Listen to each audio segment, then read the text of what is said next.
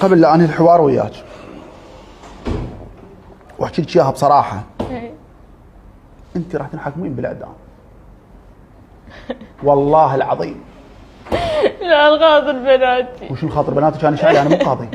القانون هيك يقول. انت القانون يقول اعدام شنقا حتى الموت. لا تستاهلين. سيدي بناتي. انا مو ضابط للأوف سيدي. تستاهلين. تستاهلين. انا هسه بتش فطرت قلبي. ضباط المكافحه بايش صاير بيهم منتهين. زلم خلف الكواليس ما جاي يقدرون يتمالكون اعصابهم، منهارين.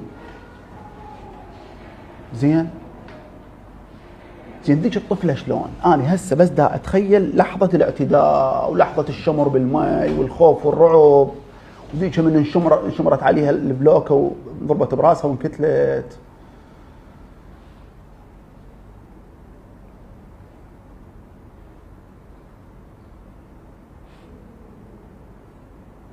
تفكرين انت بهاي الافكار ولا ما تفكرين؟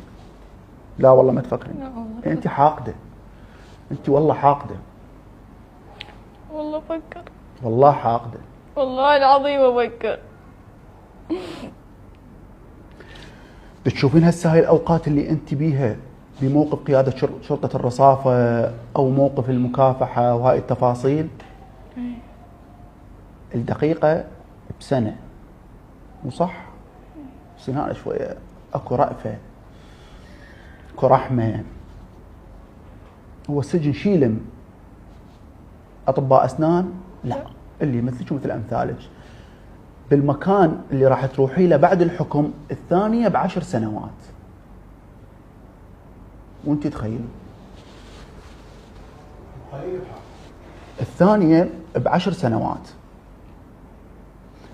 مثل ما قلت لك انت 99.9% محكومه اعدام.